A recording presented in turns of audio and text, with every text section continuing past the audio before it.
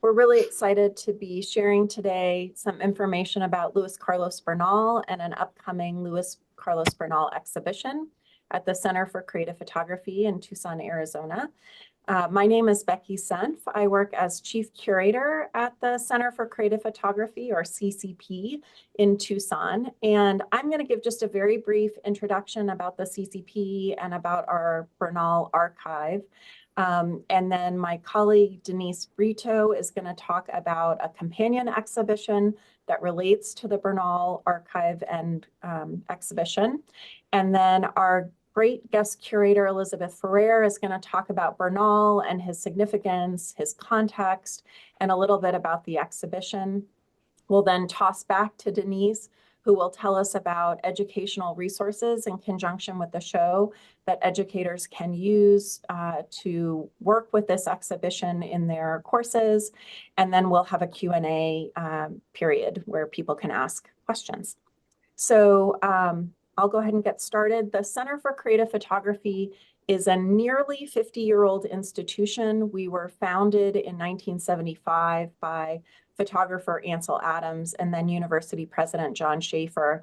And the thing that makes us distinctive is that we collect archives. So we don't just collect prints, the finished artworks that photographers make, but also all of the materials that they produce in that process. So their contact sheets or proof prints, we might have their negatives or their cameras, we might have correspondence or journals or sketchbooks or variants of pieces as the artists work on them and make changes or adjustments.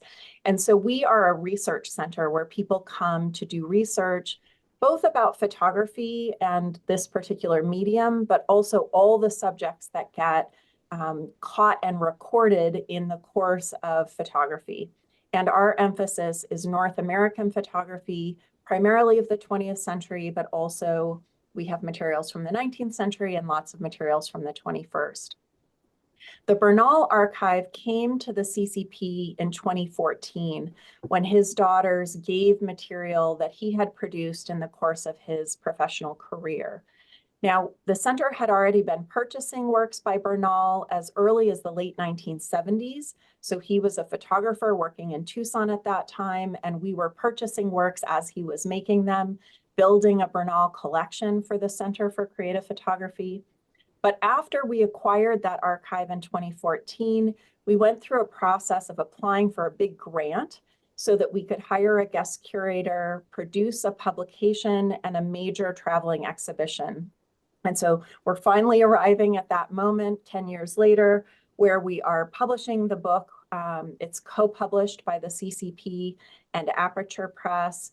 We're doing an exhibition which opens this September and will go on through January of 2025.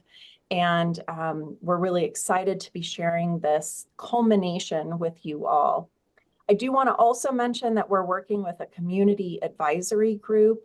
That community advisory group was formed in 2022, had its very first meetings in late 2023, and the bulk of that community advisory group's work is happening now as they are tasked with deepening the engagement and outreach for the exhibition. So their emphasis is primarily how we connect this show to audiences and communities, both here in Tucson, in Southern Arizona, in the larger Southwestern region, and think about moving the exhibition beyond the University of Arizona campus to audiences so that the material can connect with them where they are. So with that, I'd like to hand this over to my colleague, Denise Brito. She is the Learning and Engagement Manager here at the Center for Creative Photography, and she's going to talk about the companion exhibition. Denise. Thank you, Becky. We're excited that along with the Louis Carlos Bernal Retrospectiva, we're also showcasing an exhibition called Chicana Photographers LA that is curated by Civil Venegas. This exhibition is a unique collection of 5 Chicana photographers that reflect the historical significance of women photographers from Los Angeles East Side communities from the late 20th century till the present day. The exhibition features artists like Sandra de la Loza, whose work focuses on the Chavez Ravine and the historical gentrification of Los Angeles. Cristina Fernandez, who examines suburbia LA, where Chicanos reside today.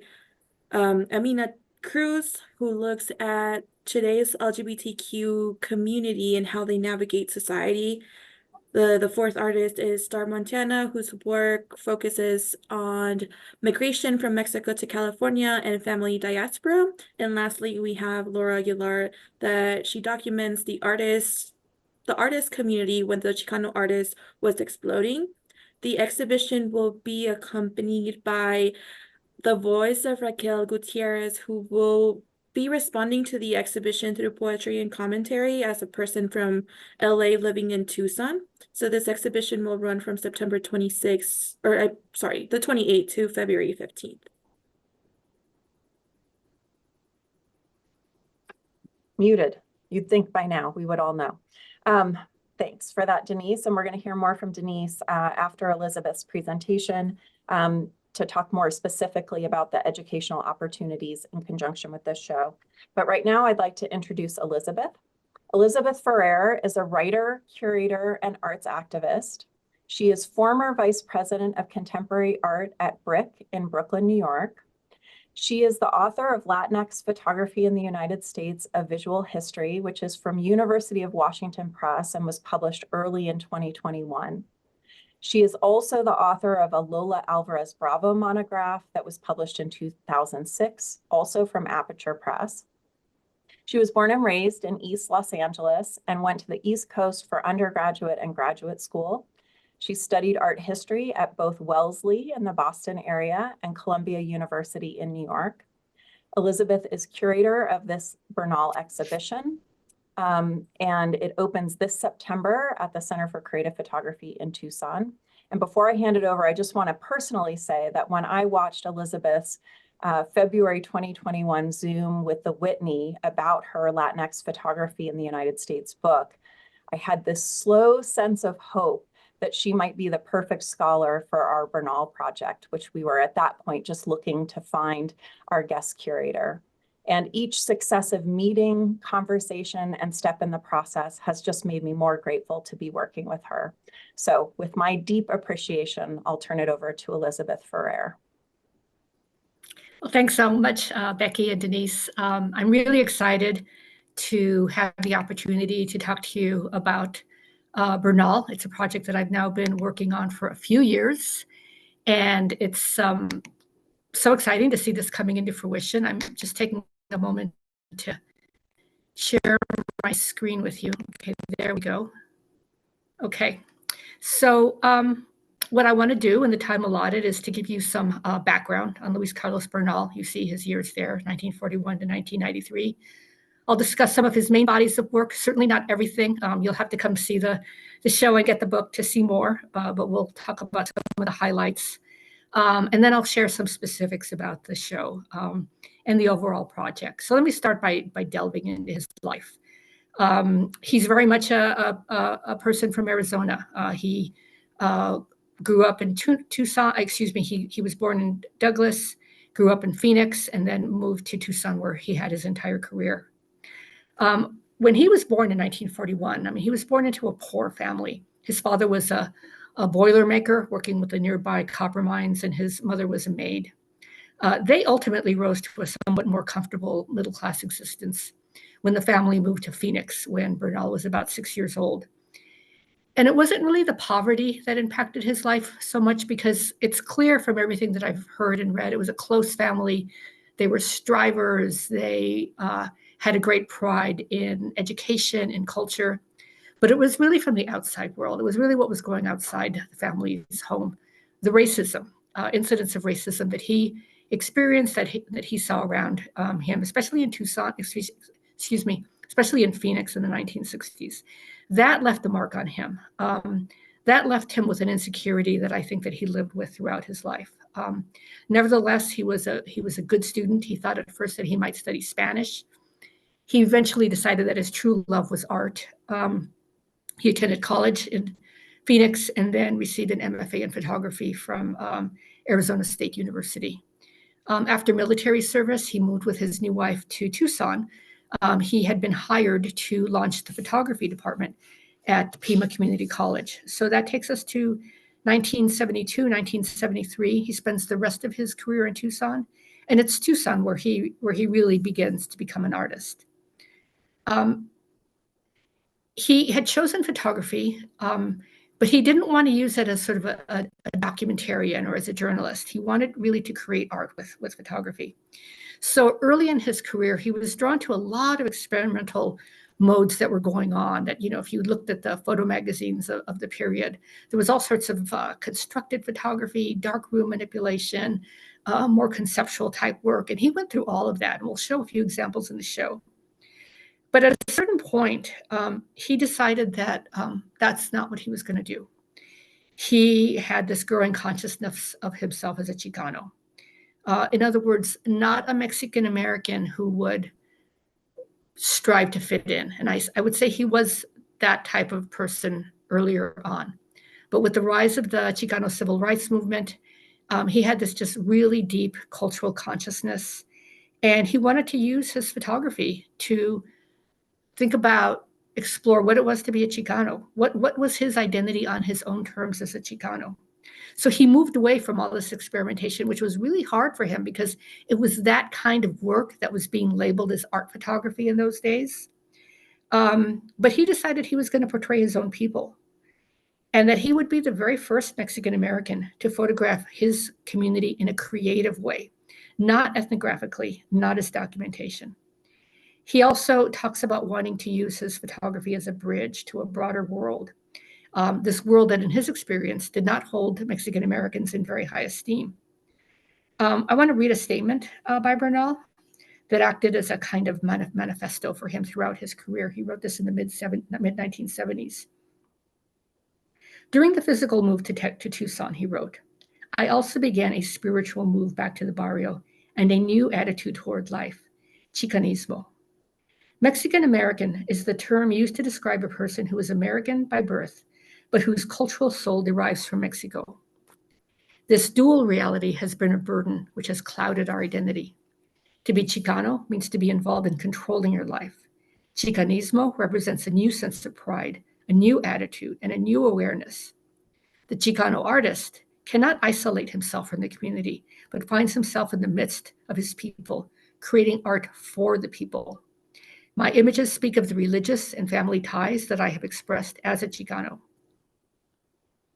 So prior to Bernal, there were a few Chicanos who took up the camera. And I'd say prior to the 1960s, truly a handful. There were more journalists, portrait photographers, newspaper photographers, but photographers who were doing more personal work, very, very few. And then in the 1960s, with the civil rights movement, there's just this fluorescence of young people who were drawn to Cesar Chavez and the struggle for farm workers' rights in Central California, and that broader civil rights movements among Chicanos for better rights, for better economic opportunities against the Vietnam War. And so there was this group of photographers, almost all young, almost all volunteers, who began to use the camera, and they took photographs like this. This kind of scene of protest and political organizing is fairly common. You'll find these kinds of photographs in the archives, but it's not the kind of work that Bernal made, although I would say he was very influenced by it. He held that same conscious, that same political and cultural consciousness in his soul. So he's making some of this political work, but only occasionally. And I see this kind of work very different because when he did photograph in this political way, it was not in service to a cause. It was for individuals. With Bernal, you never see like a sea of anonymous faces, the masses. He's always focusing on a single person or on a small group. His goal was always to dig deeper, to express the spiritual qualities and the resilience of people that he deeply understood. So he's in Tucson in the early 1970s. He's teaching photography, and he starts wandering around the neighborhoods, the barrios in Tucson with camera in hand. And so, this became his practice. He would engage with people, and he did so very easily. Everybody told me how gregarious he was. He was charismatic. He was also fluent in Spanish, going back to those family values that he had growing up in Phoenix. And more often than not, he'd find that he was invited inside people's homes. These were modest homes. but they were homes where people proudly lived their lives. So as Bernal builds this body of work, he's narrating a world that, would otherwise have been unseen, unregarded. He photographs individuals, couples, family groups, sometimes friends. And what's really interesting is that he's working in this kind of subtle, kind of quiet directorial mode. He's deciding where a person should sit or stand, who should be in the frame, always framing people within their own environments. Here's a couple more. Benny's Grocery, made in Tucson in the early 70s. And then another work that he makes in one of the barrios, Senora Vargas, made in Armory Park. Another thing that I think is really interesting about this early 1970s work is that he's also really aware of change, of development. I don't think the word gentrification was being used so much in those days, but urban development was. And this was right around the time when the big convention center was built in Tucson, where literally hundreds of families are getting displaced for the creation of that complex. And so, there's also very much this idea with Bernal that he's really capturing this kind of really precious moment in time. And one of his most memorable projects for me is this series that's actually absent of people. This is the Bonita Suite, which he made in 1977, again, during his wanders through the barrios, when he discovers this really modest home in Barrio Viejo that had been abandoned by a woman who had gone to live in a nursing home. And he tells the story of knocking and finally going inside and discovering this home with threadbare rooms, old family photographs, religious pictures and statuary, and these personal belongings just covered in layers of dust. And it's with this series that Bernal realizes that the interiors themselves, the objects and the images that this elderly woman kept near her, spoke deeply about the lives and values of the people that he wanted to capture. And so both approaches really become central to his repertoire. He's making portraits of people inside their homes, always framed by all these possessions. And then the interiors themselves, which I also see as forms of portraiture, even if they're absent, their inhabitants. By the mid-70s, late 70s, a number of motifs keep appearing in these photographs. A lot of religious imagery, family photos that speak to the closeness of family across generations, that show a lot of pride, pictures of graduations, of weddings. A lot of portraits of John F. Kennedy. He's the first Catholic president who was beloved amongst Latino people. And then even kitsch, going back to this picture, you see this Mickey Mouse balloon, these expressions of popular culture, in these houses. Now, later in the 1970s, he begins to travel. He goes to New Mexico, to Texas, to California, really all over the Southwest. He's making these epic road trips. And he continues to portray the Chicano community, the barrio kind of writ large.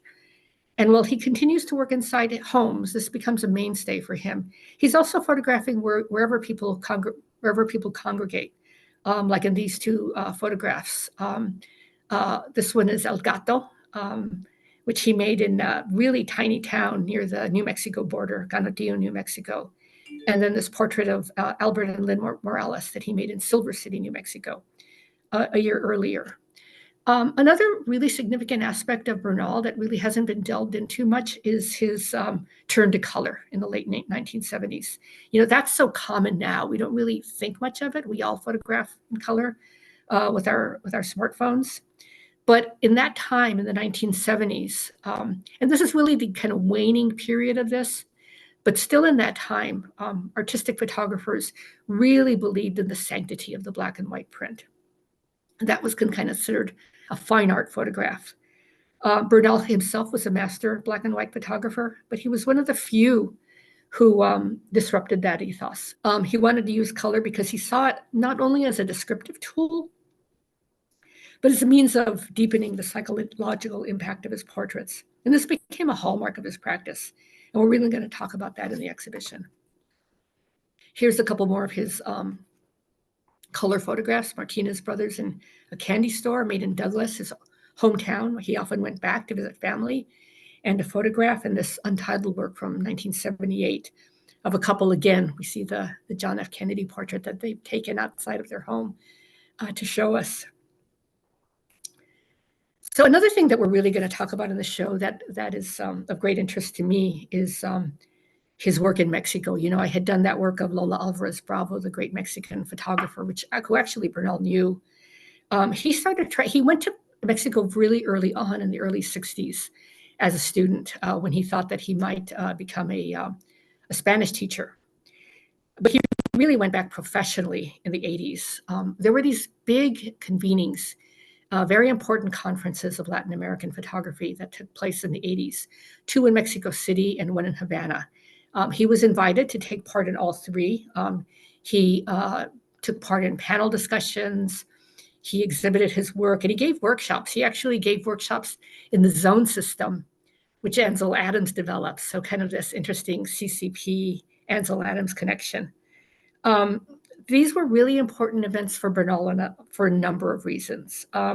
They allowed him to be in touch with the broader Latin American photography community. And there were a lot of great photographers in Mexico and other parts of Latin America in that era. This was in the time, and certainly in Tucson, when there was really not much of a Latino photo community. So he kind of found his peers, he found his compatriots in Mexico City. And as I mentioned earlier, he wanted to act as a bridge to share this work with a broader audience. And to do so in Mexico, I think would have felt especially relevant to him. And the other really important thing is that Mexico validated him. He had a lot of success by the mid-1980s. He was exhibiting regularly, not only in Arizona, but in LA and New York, other parts of the United States. He was getting grants. He was being written about, but he never was among that elite group of photographers, you know, who was having the major museum shows, who were having, you know, major books. He knew that, and that stung him, you know, but in Mexico, he felt himself to be an equal. So Mexico was very important. Another thing about Mexico that I love is that I think he made some of his best street photography in Mexico. In other words, images where he captured the life around him without that sense of intentionality, without the planning that was so important to the barrio photographs. He worked this way in the United States sometimes. It was usually when he was traveling. You know, there's some street photographs in LA and San Diego. I think he kind of had that sense of freedom when he was not in Tucson to work in this way. And this kind of photograph, La Pelona from 1980, I think shows another side of Bernal's artistry, his ability to be spontaneous with the camera, to capture moments like this so incisively. So back in the United States, where in 1988, Bernal makes his last major series of work. This is in Lubbock, Texas.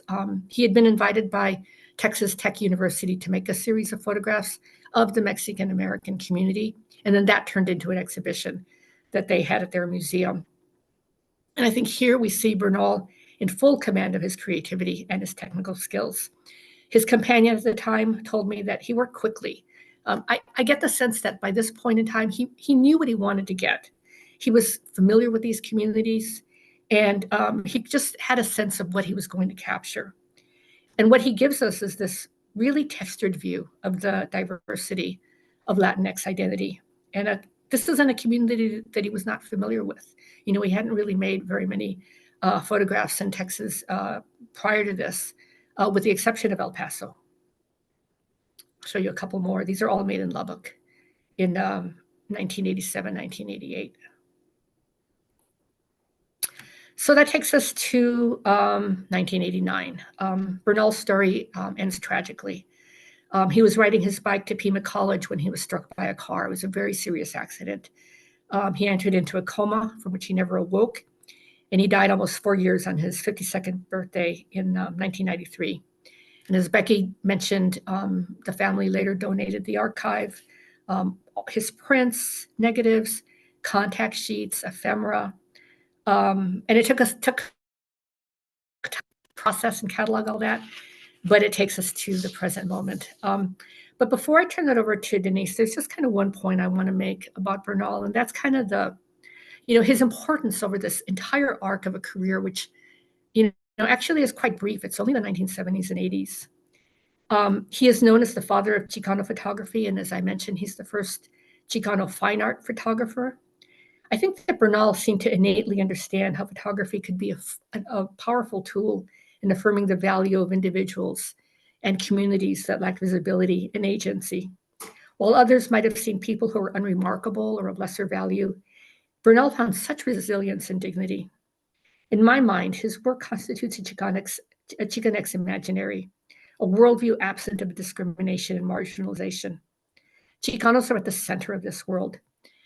And what's so remarkable to me is that he's working in this way, a little bit in a void, especially in the beginning. He had no one to guide him. He had to go deep into himself. He had this biography that's full of challenges. He brings that to the work. He brings his sense of spirituality, his pride in his culture, and what I would say is his enormous technical skills and ultimately, a great deal of confidence with the camera. He was able to create a vision of the world around him that expresses everyday life really as a state of grace. So I'm going to leave it there. I'm going to show you an advanced picture of the book, and I'm going to turn it over to Denise, who's going to provide us with some more information. Thank you. Thank you, Elizabeth. Hi again. That was lovely to hear about Bernal and learn more. But so what the CCP education team is doing is we're currently working on creating content for CCP's Interactive, which is our mobile app. This app will host complimentary resources for the exhibition, as well as an audio guide that you can use, and it'll guide you throughout the exhibition. We're also working on worksheets with educational questions for different age groups. Another thing we're working on is our website. There'll be a tab in the Learn tab that will host additional resources such as readings or videos that you can incorporate into your curriculum or prepare for your visit to, I guess they're talking more about the Chicano community or more about Bernal or things you could plan before coming to the visit. We have the option of sharing the exhibition checklist and labels before or after the exhibition with all of faculty and educators. Feel free to reach out to me to my email or ccp-education@arizona.edu. The other exciting thing is that we are working on great programming. Thanks to Bank of America and the Luz Foundations, will be able to bring to the community a series of lectures and programming called sobremesas, pop-up exhibitions, and experiences since a little bit before the exhibition goes up on view and after. And Becky mentioned the collaboration of the book. Aperture has approved a couple of chapters to share with a watermark. Also send an email to ccp-education@arizona.edu if you would like to read it. And also they were lovely and gave 30% off to educators. I just wanted to add that the book and the exhibition are fully bilingual, English, Spanish. So, we've worked to make it as accessible as possible. We're going to have, as Denise mentioned, we're going to have events, including a community day that will celebrate Bernal and open it in October. Even though the show opens in September, we wanted to make the show available, but then we'll have a big celebration in October, and all of that content will be available on the center's website. So if we don't have any questions, we're going to make the recording of this Zoom available. So if you have colleagues that you think might be interested and it would be helpful for them to get this introduction to Bernal so that they can begin to think about how they might want to use the exhibition or the publication, feel free to circulate it to them. We'll send you the link. We'll send the link to everyone who's registered following the program. And we look forward to seeing you at the CCP in the future. And thanks to Denise and thanks to Elizabeth. Thanks to Lizzie for scheduling us and doing all the behind the scenes tech. And we'll look forward to having you here